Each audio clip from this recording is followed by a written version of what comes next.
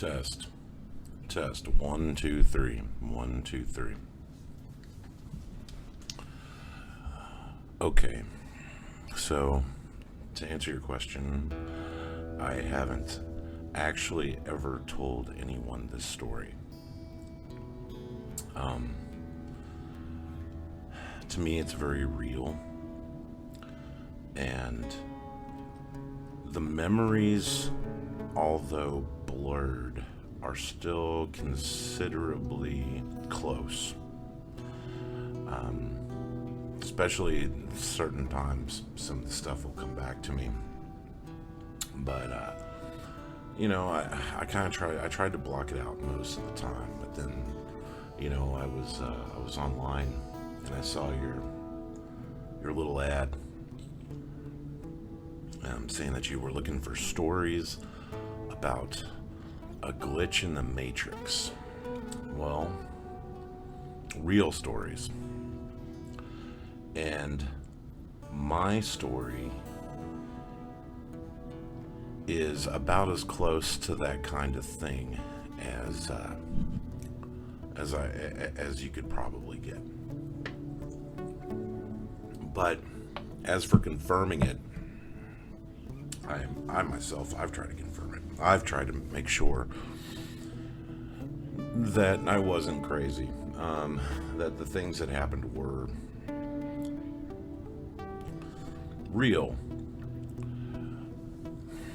But I can't really give you an idea of why they're unconfirmable without actually just telling the story.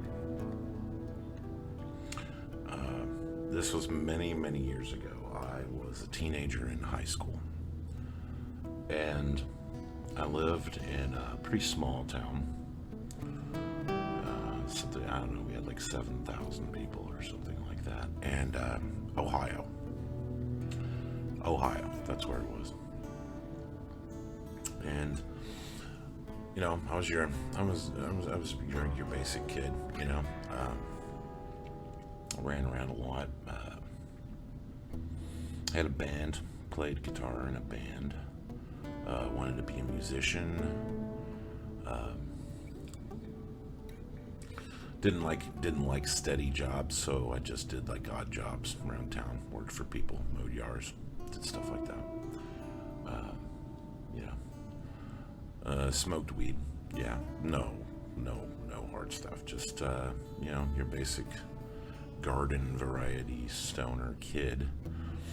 And it was about August.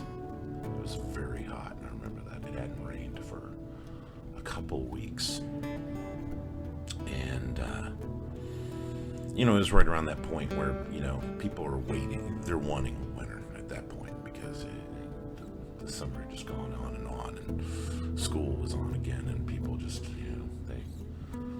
they were done. No more fun to be had. And it was, like I said, it was dry, and kind of felt, you knew it was that turning point. You knew September was right around the corner.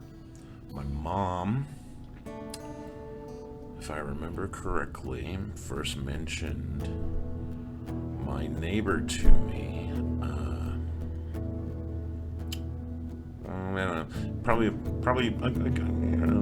the winter before, I would say, when all this started. She had said something about the old man next door. He had apparently he was bedridden. He had in-home care or something like that. Nurse come to the house, take care of him, housekeepers, something like that. He's all by himself, I guess. I know around this point that nobody had been taking care of his yard, and it was that August. I got up.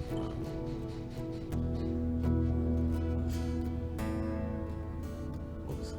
Downstairs? Yeah. Okay. And where was I? The yard. Nobody had been taking care of his yard. It hadn't been mowed for a while. I don't know. Mom told me she got a phone call from somebody asking if he needed somebody to do some stuff for him. And I was pretty well up for it. He said he paid good. Said he had money. Didn't like to talk. A lot of people, when you work for them, part of the job is talking.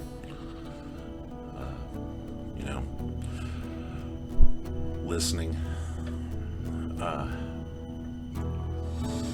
went over there. It was that weekend, it was Saturday morning. Walked across the yard. Lots of weeds, but the ground was dry. Hadn't rained.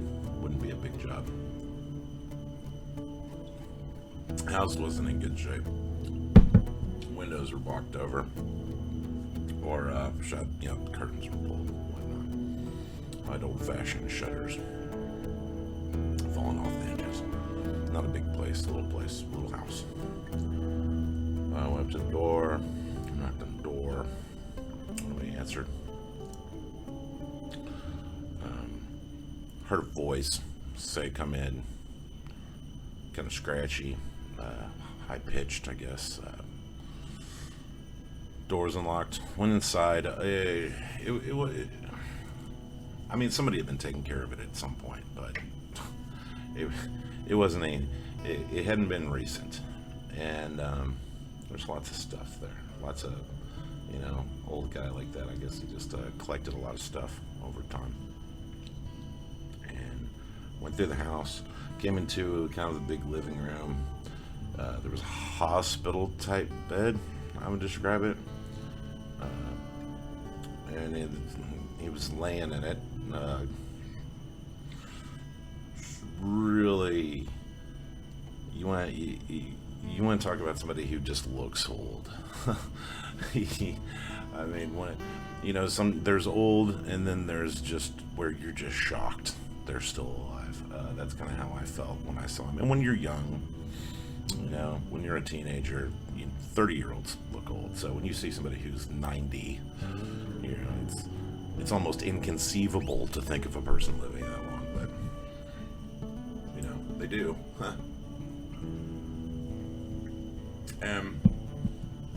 So what did he look like?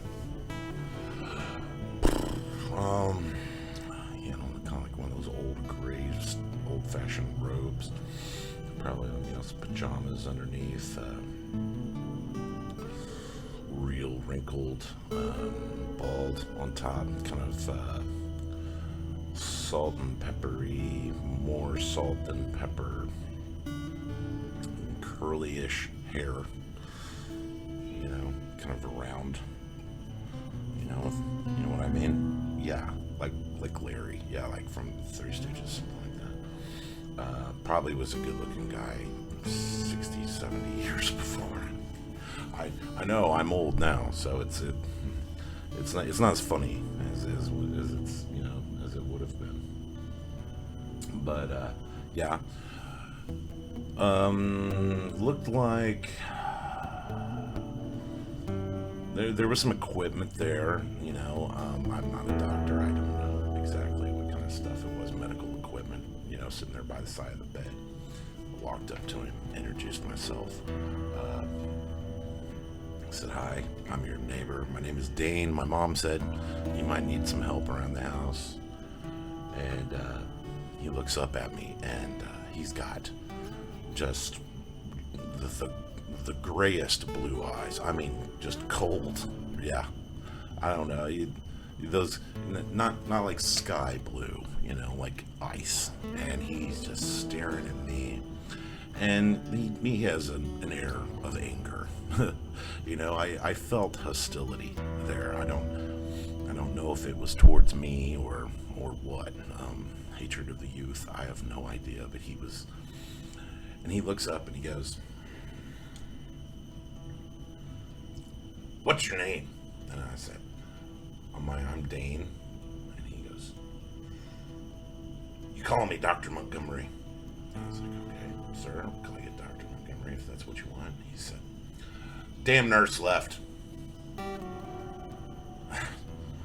was like, "Okay." I didn't really, it's hard to respond when somebody just brings you into their life like that. And he goes, "Damn nurse left." She wasn't listening to me. She's trying to tell me what to do, and I wouldn't have it. And all I need is for you to do a couple things for me. Now, immediately, I was in, like, okay, I'm gonna mow the yard, maybe clean the house, do something like that. And he goes, we gotta look for my medicine. We gotta look for my medicine. And I'm like, ah, great. Well, where is your medicine, sir? And he goes, I had it in a suitcase. I had it right here beside me. And she caught me. She says, this isn't from a doctor. What is this? And I was like, well, that's none of your business, Tina. And he said Tina like just with just the foulest taste in his mouth, just dripping venom. And she took it and she locked it up. And all I need is you to help me find it. Okay, yeah. That's what I thought. I assumed he was he had a chemical dependency, that he was a drug addict. Maybe he was a junkie. The nurse had found out that he was, taking drugs and narcotics or something. She'd hidden it from him and he fired her for it. And he wanted me to find his drugs for him. And I was like, I don't know, sir. That maybe it would be best if you didn't. Maybe you should get another nurse, or try to get Tina back. And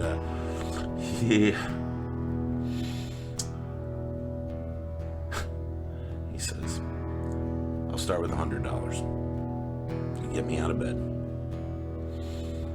You get me out to the shed. Help me look for it. There'll be another 100. And that's when I realized that my morality was definitely on a sliding scale, because the $100 bill, which he had in his hand, by the way, sounded really